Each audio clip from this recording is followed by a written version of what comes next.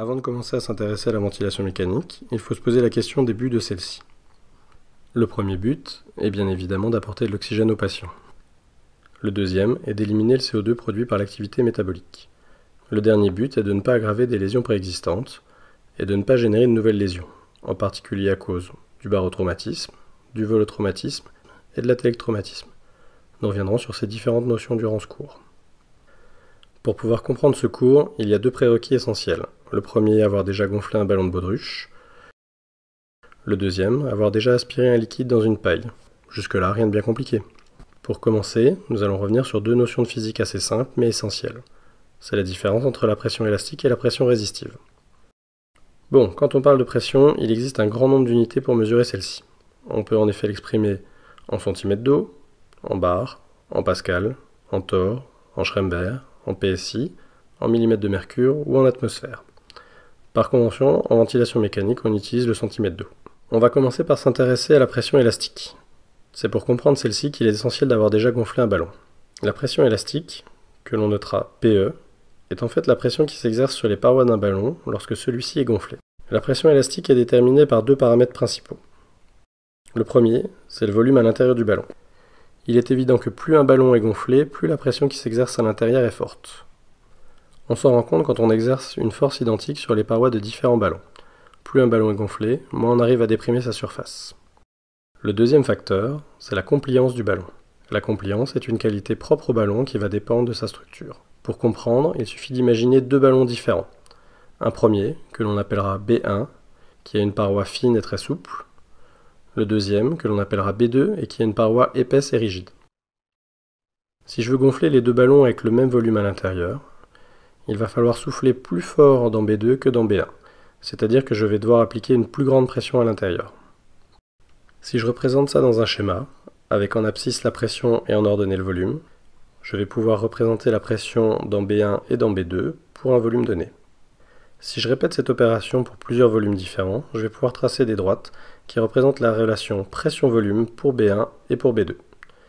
La pente de ces droites représente ce que l'on appelle la compliance du ballon. À partir de là, on peut dire que le volume est égal à la compliance fois la pression. En réalité, la courbe pression-volume d'un ballon n'est pas une droite, mais une sigmoïde. On va pouvoir distinguer plusieurs segments sur cette courbe. Dans une première partie, la pression monte sans variation de volume. Pour se représenter ce qu'il se passe, il suffit de se rappeler que quand on commence à souffler dans un ballon, il ne se passe pas grand-chose au début. Ce n'est qu'après un certain temps que l'on commence à voir le ballon se gonfler. Ce délai, c'est le temps qu'il faut pour que la pression dans le ballon soit suffisante pour lutter contre les forces qui tentent de ramener les parois du ballon dans leur position initiale. C'est la force élastique. La deuxième partie que l'on remarquera sur la courbe, c'est la première courbure de la sigmoïde, c'est-à-dire le moment où le volume commence à monter progressivement. On appelle ce point le point d'inflexion inférieur de la courbe pression-volume. Vient ensuite la partie de gonflement à proprement parler, où la pression et le volume évoluent de manière proportionnelle. On atteint ensuite la deuxième courbure de la sigmoïde, qu'on appelle le point d'inflexion supérieur de la courbe pression-volume. C'est le moment où les fibres élastiques à l'intérieur de la paroi sont étirées à leur maximum. Au-delà du point d'inflexion supérieur, la pression va continuer à augmenter dans le ballon sans augmentation de volume. Si on continue à souffler à l'intérieur du ballon, on va atteindre le point de rupture et le ballon va finir par éclater. Pour parler avec des termes mathématiques qui vont vous rappeler de mauvais souvenirs, la compliance est la dérivée du volume par rapport à la pression. Ce que l'on peut noter, C égale delta V sur delta P. Si on s'intéresse uniquement à la phase entre les deux points d'inflexion, on peut se rendre compte que celle-ci est à peu près assimilable à une droite. On peut alors reprendre l'approximation suivante, le volume est égal à la compliance fois la pression. On peut alors donner une définition de la pression élastique, qui est égale au volume divisé par la compliance. En simplifiant un peu les choses, on peut assimiler une alvéole pulmonaire isolée à un ballon. En ventilation mécanique, le but est de rester entre les deux points d'inflexion, c'est-à-dire dans la partie où la pression et le volume évoluent de manière proportionnelle. Si on passe en dessous du point d'inflexion inférieur, on risque de créer un collapsus de l'alvéole à la fin de chaque cycle respiratoire. Cette répétition de recrutement et de dérecrutement va induire des phénomènes de cisaillement qui peuvent conduire à des lésions de la paroi alvéolaire. C'est l'atelectraumatisme. A l'inverse, si on passe au-dessus du point d'inflexion supérieur, on risque de faire littéralement éclater l'alvéole, ce qui peut être à l'origine de pneumothorax. C'est le barotraumatisme. Bon, maintenant qu'on a vu ce qu'est la pression élastique, on va s'intéresser à la pression résistive. C'est la pression qu'il faut exercer sur un fluide pour le faire avancer dans un tuyau cylindrique. Pour bien comprendre, on va utiliser l'exemple d'une paille. Avec cette paille, on va essayer de boire une brique de jus de fruits. Pour boire ce jus de fruits, on peut imaginer deux solutions. Soit aspirer le liquide, soit appuyer sur la brique en carton. Ces deux solutions sont en fait équivalentes et reviennent à créer un gradient de pression entre la pression dans la bouche et la pression à l'intérieur de la brique. Dans le premier cas, on va créer une dépression dans la bouche, ainsi la pression dans la bouche sera inférieure à la pression dans la brique. Dans le deuxième cas, on va créer une surpression dans la brique, et la pression y sera alors supérieure à celle dans la bouche. Si vous avez déjà bu un jus de fruits dans une brique en carton, vous savez que plus on aspire fort, plus le débit de boisson sera important. Cela revient à dire que plus le gradient de pression est élevé, plus le débit est important. Ce que l'on peut noter, ΔP est proportionnel au débit. Le gradient de pression n'est pas le seul facteur qui influe sur le débit de jus de fruits. Il en existe trois autres. Le premier, c'est le rayon de la paille. Plus le rayon est large, plus le débit sera important pour un gradient de pression équivalent. Le deuxième, c'est la viscosité du liquide. Si l'idée bizarre vous venait d'essayer de boire un flambi avec une paille, vous verriez que pour maintenir un débit équivalent à celui du jus de fruits, il faudrait une dépression beaucoup plus importante. Enfin, le dernier facteur est la longueur de la paille. Si on imaginait boire un jus de fruits avec une paille de 3 mètres de long, il faudrait alors créer une dépression très importante pour avoir un débit très faible. Ces trois paramètres sont regroupés dans une notion que l'on appelle la résistance, et qui est notée de la manière suivante. Où grand R représente la résistance, grand L représente la longueur de la paille, eta représente la viscosité, et petit r le diamètre de la paille. On a vu précédemment que le débit est proportionnel au gradient de pression. Si on ajoute dans l'équation les résistances, qui elles sont inversement proportionnelles au débit, on obtient l'équation suivante. Le gradient de pression est égal au débit fois les résistances, ce que l'on peut exprimer selon l'équation suivante. Cette équation, c'est ce que l'on appelle la loi de Poiseuille. Bon, maintenant qu'on s'est amusé à faire un peu de physique, on va essayer de comprendre quelles sont les relations entre les ballons, les pailles, la loi de Poiseuille, les pressions élastiques, les pressions résistives et la ventilation mécanique. Précédemment, on avait dit qu'on pouvait assimiler une alvéole pulmonaire isolée à un ballon. On va pousser le truc un peu plus loin, on va assimiler l'ensemble du système respiratoire, c'est-à-dire les poumons et la cage thoracique à un ballon. On va également assimiler l'ensemble formé par la sonde d'intubation, la trachée, les bronches et les bronchioles à une paille. On va enfin brancher le tout à un respirateur de réanimation. C'est le moment de faire une petite digression pour comprendre comment fonctionne un respi, enfin de manière très simplifiée. À la base, c'est un soufflet. Bon, c'est vrai que dans les respis modernes, c'est plutôt une turbine, mais sur le principe, ça change pas grand-chose. Ce soufflet ne peut expulser l'air que dans un sens, par un tuyau, en direction du patient. Et il ne se remplit qu'à partir d'un mélange d'air et d'oxygène, qui provient généralement du circuit de l'hôpital, ou d'une bouteille d'O2 et de l'air ambiant pour les respis portables. L'air qui est arrivé au patient est rejeté par un deuxième tuyau, qui va rejeter les gaz expirés dans l'air ambiant. Pour que les gaz inspirés ne s'échappent pas par le tuyau expiratoire lors de l'inspiration, il y a une valve sur le circuit expiratoire qui se ferme lors de l'inspiration. De même, il y a une valve sur la voie inspiratoire pour que les gaz inspirés ne retournent pas vers le soufflet. Imaginons que pour gonfler le ballon, je décide de comprimer complètement le soufflet qui contient 500 ml. Le ballon va alors se gonfler de 500 ml, mais je ne sais pas quelle est la pression à l'intérieur de celui-ci. Le problème, c'est que c'est cette pression qui m'intéresse, car si elle est trop importante, je risque de faire éclater le ballon, c'est-à-dire de provoquer un barotraumatisme. On pourrait imaginer d'aller mettre un capteur directement dans le ballon. En pratique, c'est un peu compliqué et probablement un peu dangereux d'aller mettre un capteur dans une alvéole. On va donc mesurer la pression à l'intérieur du circuit, c'est-à-dire après la valve inspiratoire, généralement au niveau de la pièce en Y. On va pouvoir y utiliser alors la loi de Poiseuille. On va appeler la pression à l'intérieur du circuit pression airway, qu'on va noter PAW. La pression à la sortie du circuit, c'est la pression dans l'alvéole, que l'on écrit PA. On simplifie un peu la formule en remplaçant la partie imprononçable à la fin de l'équation par les résistances au niveau des voies aériennes, que l'on écrit RAW. On va considérer que les résistances sont constantes. En effet, la longueur du circuit, le diamètre de la sonde d'intubation, de la trachée, des bronches et la viscosité de l'air sont constants à l'état physiologique. On pourra donc en déduire que la pression airway à l'instant t est égale au débit dans le circuit au même instant, multiplié par les résistances, le tout additionné de la pression alvéolaire à l'instant t. La pression alvéolaire, au final, c'est la pression élastique. On va donc la remplacer par le volume du ballon à l'instant t divisé par la compliance de celui-ci. Le volume dans le ballon à l'instant t est égal au volume dans le ballon avant le début de l'inspiration, c'est-à-dire le volume à t0, plus le volume insufflé à l'instant t. On obtient donc l'équation suivante que l'on appelle équation du mouvement respiratoire. On va essayer de représenter ce qu'il se passe au niveau de la pression des voies aériennes au moment où l'on insuffle un volume prédéfini à un débit constant. Pour cela, on va devoir définir différents temps. T0 qui correspond à l'instant précédent le début du cycle, T1 qui correspond au début de l'insufflation, T2 qui correspond à la fin de l'insufflation. On aura ainsi le temps inspiratoire qui sera compris entre T1 et T2, et le temps expiratoire qui sera compris entre T2 et T1. À T0, le débit et le volume insufflé sont nuls. On peut donc en conclure que les pressions dans les voies aériennes à T0 sont égales à la pression dans l'alvéole à T0, c'est-à-dire en fin d'expiration, ce qui correspond à la PEP. À l'instant T1, on commence à avoir un débit positif. La pression airway va donc monter brutalement. Entre T1 et T2, si on ventile le patient entre les deux points d'inflexion de la courbe pression-volume, on se rend compte que la pression airway à l'instant T est directement proportionnelle au volume insufflé. Comme le volume est délivré de manière linéaire au cours du temps, puisque le débit est constant, on verra alors la pression augmenter de manière constante, jusqu'à atteindre une pression maximum que l'on appellera pression de crête ou pression de pointe.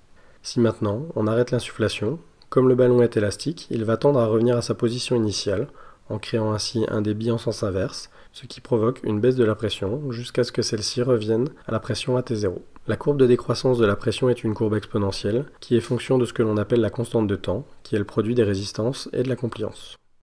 Grâce au capteur de pression du respirateur, on peut suivre en temps réel la pression des voies aériennes. Mais qu'en est-il de la pression dans l'alvéole? Si vous avez bien suivi jusque-là, vous aurez remarqué qu'à T0, la pression dans l'alvéole est égale à la pression dans les voies aériennes, car le débit à ce moment-là est nul. On va utiliser le même principe pour évaluer la pression dans l'alvéole à l'instant T2. C'est-à-dire qu'au lieu de laisser le système revenir à sa position initiale, créant ainsi un débit négatif, on va appliquer un débit nul en fermant en même temps la valve inspiratoire et la valve expiratoire, de manière à ce que le débit soit égal à 0. Et donc, à ce moment-là, la pression dans les voies aériennes sera égale à la pression alvéolaire. On va donc appliquer une pause téléinspiratoire d'un temps prédéfini, que l'on appelle temps de plateau, ce qui va nous permettre de mesurer une nouvelle pression, appelée pression de plateau, qui est une estimation très précise de la pression alvéolaire en fin d'inspiration. Il faudra tout faire pour que la pression de plateau soit inférieure à 30 cm d'eau, de manière à limiter le risque de barotraumatisme. Maintenant que l'on connaît la pression de crête et la pression de plateau, on va pouvoir calculer les pressions résistives. En effet, la pression de crête est égale à la pression des voies aériennes à T2, la pression de plateau est égale à la pression alvéolaire à T2. La différence entre la pression de crête et la pression de plateau est donc égale aux pressions résistives. Si le débit et les résistances sont constants, on peut alors considérer que la pression résistive est constante au cours du cycle respiratoire. On pourra donc calculer à n'importe quel instant la pression dans l'alvéole, en soustrayant la pression résistive à la pression des voies aériennes. C'est la pression représentée par la courbe rouge. On va maintenant essayer de mettre tout ça en pratique, en essayant de comprendre comment on va régler un respirateur de réanimation. Le problème, c'est qu'il y a beaucoup de paramètres qui peuvent être réglés. La fréquence respiratoire, le volume courant, le volume minute, le temps inspiratoire, le temps de plateau, le temps d'insufflation, le temps d'expiration, le rapport I sur E, la PEP, le débit max, le type de débit, carré ou décroissant, la FiO2. Pour compliquer encore un peu le tout, les respirateurs ne proposent de régler qu'une partie de ces paramètres, et d'une marque à l'autre, ce ne sont pas toujours les mêmes. Du coup, avant de commencer, on va s'attaquer à quelques définitions pour que tout le monde parle de la même chose.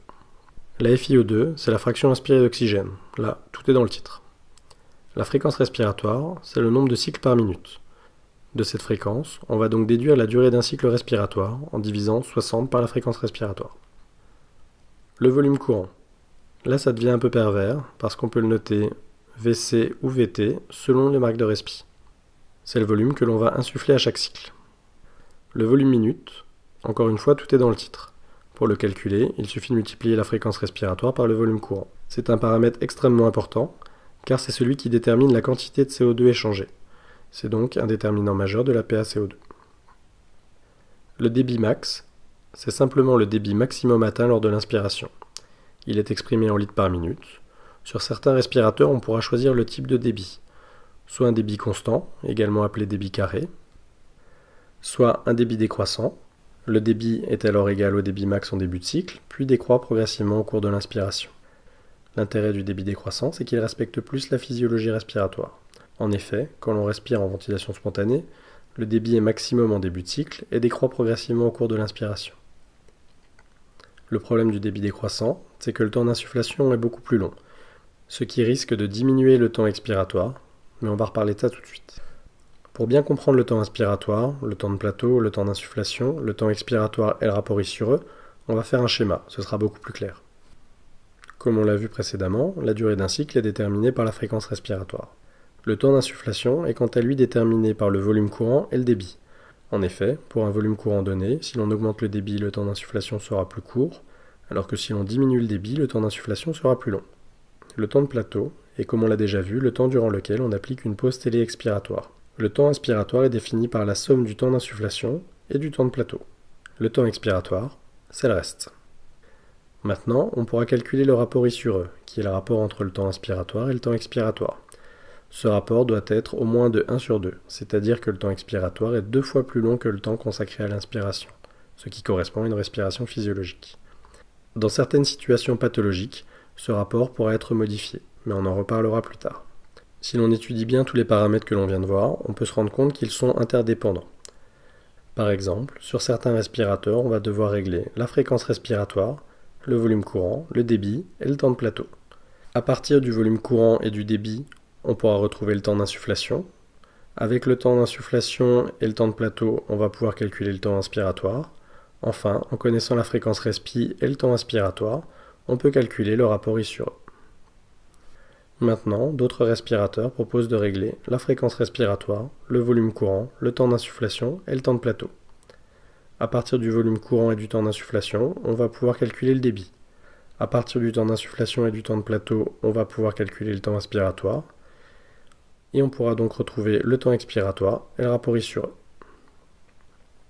À l'extrême, on peut imaginer un fabricant de respirateurs un peu pervers, qui ne donnerait la possibilité de ne régler que les paramètres suivants: le débit, le temps d'insufflation, le temps de plateau et le temps expiratoire.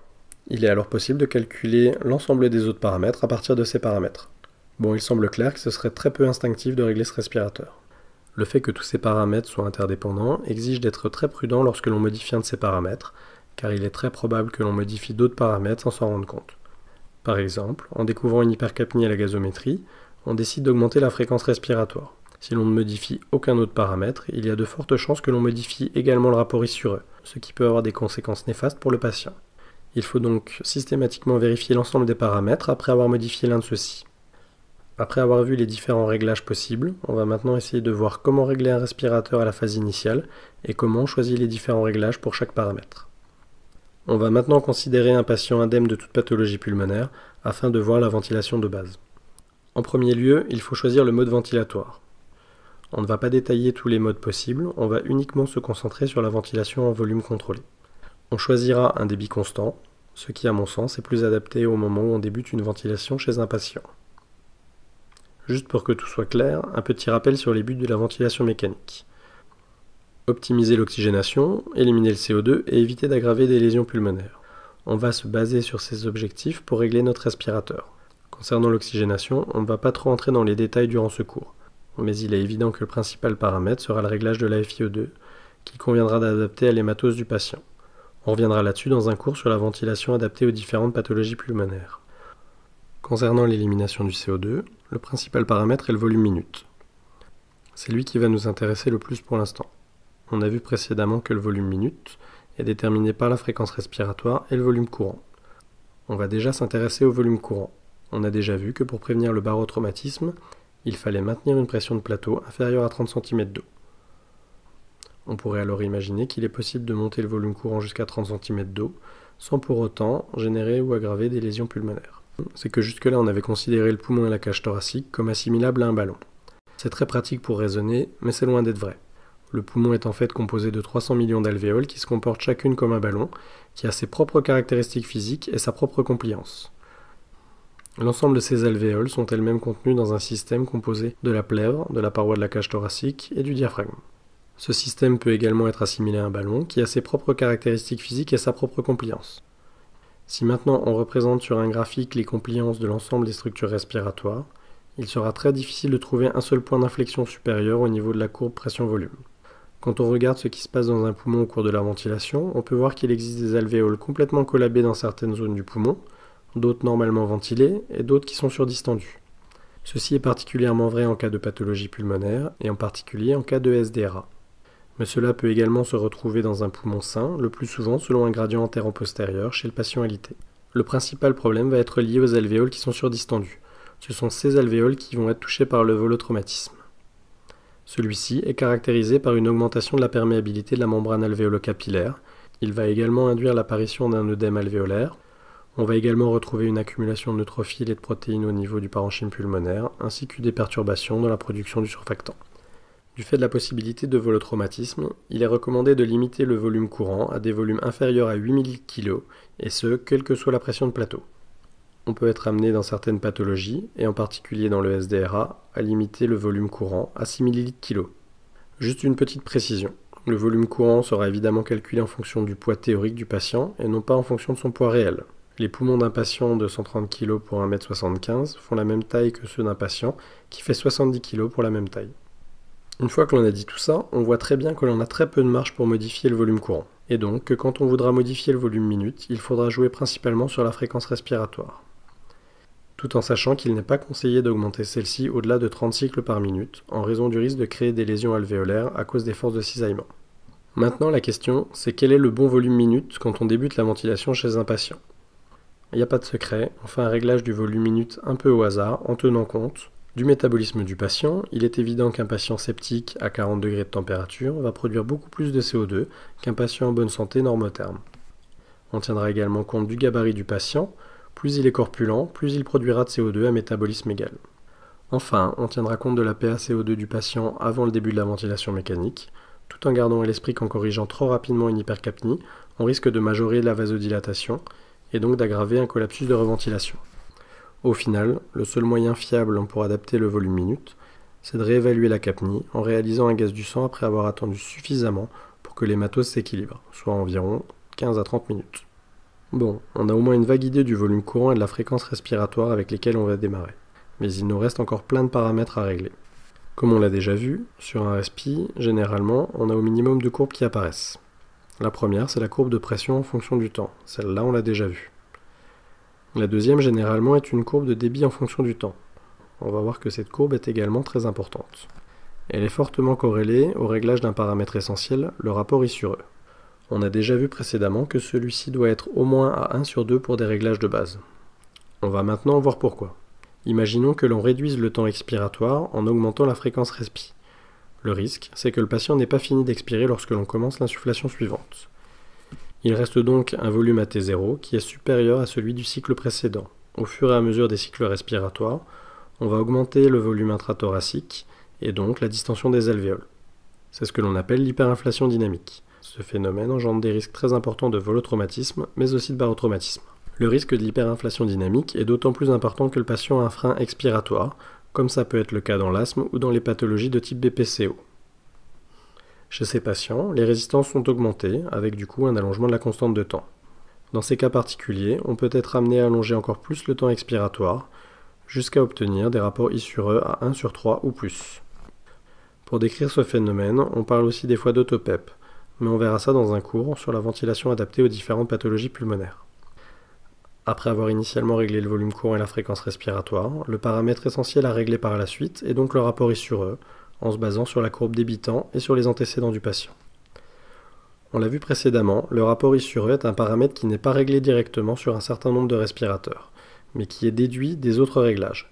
Il faut donc être particulièrement vigilant à ces réglages pour ne pas engendrer d'hyperinflation dynamique. Voici plusieurs exemples dans lesquels on voit comment on modifie le rapport I sur E en modifiant d'autres paramètres. Ici, en modifiant le temps de plateau, et donc par conséquence le temps inspiratoire, on va modifier le rapport I sur E. On retrouve le même phénomène si l'on diminue le débit. En effet, on augmente le temps d'insufflation et donc le temps inspiratoire au détriment du temps expiratoire. Dans ce troisième exemple, on voit, comme on l'a déjà dit, que si on modifie la fréquence respiratoire, on modifie également le rapport I sur E. On va maintenant s'intéresser au temps de plateau. On a déjà vu que l'intérêt de faire un plateau téléexpiratoire est de pouvoir évaluer la pression alvéolaire. On ne va pas revenir là-dessus. Ce qu'on va juste préciser, c'est qu'il est important de prévoir un temps de plateau suffisamment long, sinon on risque de surévaluer la pression de plateau. Bon, si vous avez tout compris, vous allez me répondre que ce n'est pas grave, et que si la pression qu'on mesure est inférieure à 30 cm d'eau, alors la vraie pression de plateau sera aussi forcément inférieure à 30 cm d'eau. Et là, je serais bien obligé de vous répondre « Ouais, c'est pas faux. » Mais bon, il y a d'autres raisons pour lesquelles on va chercher à prolonger le temps de plateau. En effet, c'est le moment où les échanges gazeux vont être optimum. Et ça, qu'on ait des problèmes d'oxygénation ou de décarboxylation, ça ne peut que nous intéresser. Un des derniers paramètres principaux que l'on va régler, c'est le débit max. On a déjà vu que ce paramètre intervient dans le réglage du rapport I sur E. L'autre intérêt d'augmenter le débit, c'est qu'à temps inspiratoire identique, on va prolonger le temps de plateau. Et ça, on vient de voir que ça peut nous intéresser. Mais du coup, vous allez me dire, si je monte les débits, forcément, je vais monter les pressions, et ça, c'est l'équation du mouvement respiratoire qui le dit. Et là, je vais être obligé de vous répondre, clairement, on s'en cogne. Car oui, la pression de crête augmente. Mais la pression de crête, c'est la somme des pressions résistives et des pressions élastiques. En augmentant le débit, on augmente uniquement la partie résistive, et ce n'est pas la pression qui est à l'origine des barotraumatismes. C'est la pression élastique qui est à l'origine des barotraumatismes, et la pression élastique, c'est-à-dire la pression de plateau, elle dépend uniquement du volume insufflé, du volume AT0 et de la compliance. Et là, vous serez bien obligé de me répondre « Ouais, c'est pas faux. » Attention, je n'ai pas dit que le monitorage de la pression de plateau ne servait à rien. Si la pression de plateau augmente alors qu'on n'a modifié aucun paramètre sur le respirateur, c'est une information importante et ça peut signifier deux choses. Soit que la pression élastique, c'est-à-dire la pression de plateau, est en train d'augmenter, et là, il faut vite s'inquiéter. Ceci pouvant être dû soit à une augmentation de la pression alvéolaire à T0, c'est-à-dire à une autopep, soit à une diminution de la compliance. La deuxième cause d'augmentation de la pression de crête, c'est une augmentation de la pression résistive, c'est-à-dire que les résistances sont en train d'augmenter, ce qui peut être lié soit à un bronchospasme, soit au fait que la sonde d'intubation est en train de se boucher. Encore une fois, il faut vite s'inquiéter. Mais une chose doit être claire, si on augmente le débit, la pression de crête monte, c'est normal et ce n'est pas grave. Le dernier paramètre à régler, et pas des moindres, c'est la PEP. On l'a déjà dit, la PEP, c'est la pression qui reste dans l'alvéole en fin d'expiration. Et l'objectif, lorsque l'on va régler la PEP, ça va être qu'elle soit supérieure à la pression au point d'inflexion inférieur de la courbe pression-volume. Le but étant d'éviter des phénomènes de dérecrutement et d'atélectromatisme. Bon, là apparaît le premier problème. Selon le type de respirateur, on n'a pas toujours accès à la courbe pression-volume. Deuxième problème, même si on y a accès, c'est la courbe pression-volume du système thoraco-pulmonaire dans son ensemble. Et on a déjà vu que l'état des alvéoles peut être très inhomogène chez un même patient, avec chacune leur propre courbe pression-volume. Alors du coup, comment faire pour régler la PEP? Là, encore une fois, il n'y a pas de secret, il faut chercher à tâtons. Généralement, on commence aux alentours de 5 cm d'eau, et on montera progressivement en voyant si on gagne en termes d'oxygénation. On détaillera ça dans un cours sur la ventilation adaptée aux différentes pathologies pulmonaires. Là, si vous vous posez la question de savoir si on peut monter la PEP autant qu'on veut jusqu'à avoir une bonne SAT, je vais devoir vous répondre bah non. Car la PEP, on en a déjà parlé précédemment, c'est un des facteurs qui influence la pression intra-alvéolaire, car c'est la pression AT0. Donc, quand on montera la PEP, il faudra suivre l'évolution de la pression de plateau, et ne jamais continuer à monter la PEP si la pression de plateau atteint 30 cm d'eau. Le dernier petit détail avant de commencer à ventiler votre patient, c'est le réglage des alarmes. Bon, en vrai, c'est pas du tout un détail, et en particulier pour deux d'entre elles. Du coup, on ne va pas voir toutes les alarmes qui peuvent exister, mais on va se concentrer sur les deux plus importantes, à savoir la pression de plateau et la pression de crête. Pour commencer, on a déjà assez insisté sur le fait que la pression de plateau est l'élément déterminant dans la prévention du barotraumatisme. Il faudra donc régler l'alarme de manière à ce que la pression de plateau reste inférieure à 30 cm d'eau. Comme je vous l'avais dit précédemment, le monitorage de la pression de crête est intéressant à plus d'un titre, et je ne vais pas revenir là-dessus. Alors pourquoi en reparler? Parce qu'une des principales sécurités du respirateur est liée au réglage de cette alarme. Au cours du cycle respiratoire, le respirateur va arrêter d'insuffler dès que la pression de crête atteint le maximum réglé sur l'alarme. Imaginons que le patient fasse un bronchospasme. Les résistances augmentent, et donc la part résistive des pressions augmente également, ce qui provoque l'augmentation de la pression de crête. Si l'alarme de pression de crête est réglée à 30 cm d'eau, le respirateur va arrêter l'insufflation avant le moment prévu. Du coup, le patient ne reçoit qu'une partie du volume défini et se retrouve alors en hypoventilation alvéolaire. Et là, il ne faut pas s'étonner qu'il désature et qu'il monte sa capnie. Après avoir essayé de comprendre pourquoi la pression de crête monte, l'une des premières choses à faire est donc de régler les niveaux d'alarme à des seuils adaptés à l'état clinique du patient. Les respirateurs de réanimation vont calculer différentes données en fonction des paramètres qu'ils mesurent. Le plus intéressant est la compliance. Pour la mesurer, le respirateur va utiliser la formule C est égal à delta V sur delta P. Comme on ventile le patient entre les deux points d'inflexion de la courbe pression-volume, on est sur la partie droite de la courbe où la compliance est constante. La compliance est alors égale au volume en fin de cycle, moins le volume en début de cycle, divisé par la pression en fin de cycle, moins la pression en début de cycle. Comme la variation de volume au cours du cycle correspond au volume courant, que la pression en fin de cycle est égale à la pression de plateau et que la pression en début de cycle est égale à la PEP, on obtient ainsi l'équation suivante. La compliance est un paramètre intéressant à suivre, car elle nous permet de suivre à la fois l'efficacité de nos thérapeutiques, mais aussi suivre l'aggravation ou la récupération du poumon du patient. Un autre paramètre calculé par le respirateur est la résistance du circuit. On peut la calculer en divisant la pression résistive par le débit. Le seul problème, c'est qu'en cas d'augmentation de la résistance, le respirateur ne peut pas faire la différence entre une augmentation de la résistance au niveau de la sonde d'intubation, ce qui correspond à une obstruction de la sonde, et une augmentation des résistances au niveau des voies aériennes, ce qui correspond à un bronchospasme. Pour faire la différence entre les deux, on va devoir faire appel à un facteur dont on n'a pas encore beaucoup parlé, la clinique. Pour finir, et pour voir si vous avez tout compris, quelques petites questions. Premièrement, que faire devant une hypercapnie?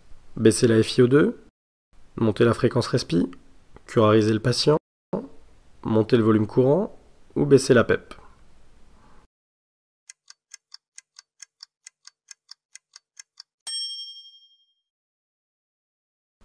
Bon, la FiO2, ça n'a évidemment aucun rapport quand on est en ventilation contrôlée. Monter la fréquence respi, ça va marcher, mais attention au rapport I sur E. Curariser le malade, ça c'est une bonne question. D'un point de vue ventilatoire, ça change rien. Mais au point de vue métabolique, ça peut diminuer la production de CO2 en bloquant toute activité musculaire. Mais bon, l'effet sera probablement minime et les effets secondaires de la curarisation font plutôt pencher la balance bénéfice-risque du côté du risque. Augmenter le volume courant, pourquoi pas, si l'on n'est pas encore à 8 ml/kg et si la pression de plateau le permet. Mais encore une fois, attention au rapport I sur E. Car si vous montez le volume courant sans toucher aux autres paramètres, vous allez augmenter le temps d'insufflation et donc le temps inspiratoire aux dépens du temps expiratoire. Baisser la PEP, non, ça va probablement pas améliorer les choses. Maintenant, que faire si la pression de plateau monte? Baisser la FiO2, baisser la PEP, baisser la fréquence respi, baisser le volume courant, baisser le débit ou rien?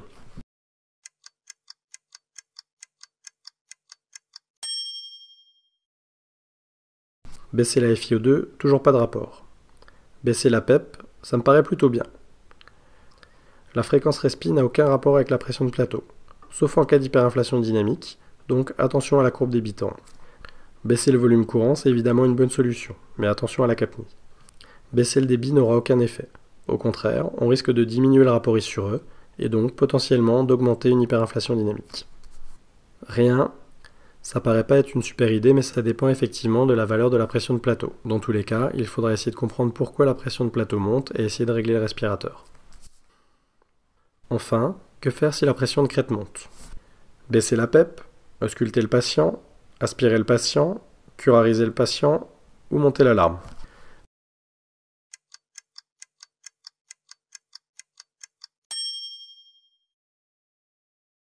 La première chose à faire quand la pression de crête monte, c'est de comprendre pourquoi elle monte. Une fois qu'on a compris ça, plusieurs attitudes sont possibles et toutes les réponses ci-dessus sont exactes. Mais chacune sera adaptée à une cause d'ascension de la pression de crête différente. Dans tous les cas, la première chose à faire, c'est probablement d'observer et d'ausculter le patient. Je ne l'avais pas mis dans les propositions de réponse aux questions précédentes, mais c'est toujours une bonne réponse quand on a un problème de ventilation, de commencer par examiner le patient plutôt que le respirateur. Pour les autres propositions, il faut commencer par se demander si l'augmentation de la pression de crête est due à une modification des résistances ou de la pression de plateau. Dans le premier cas, la variation des résistances sera due à une variation des diamètres des tuyaux à un endroit du circuit. Il faudra donc rechercher un bronchospasme ou une obstruction de la sonde d'intubation. Dans le deuxième cas, il faudra modifier le volume courant et ou la PEP. Il sera également possible d'essayer de gagner un peu de compliance en curarisant le patient de manière à diminuer la rigidité de la cage thoracique. J'en profite juste pour rappeler que les curares n'agissent que sur le muscle strié squelettique et n'ont donc pas d'effet sur les muscles bronchiques. Donc, dans le bronchospasme, ils n'auront qu'un effet mineur en améliorant la compliance de la paroi thoracique. Une fois que l'on sait pourquoi la pression de crête monte et que l'on a réglé le problème, il faudra probablement monter l'alarme de manière à ce que le volume courant puisse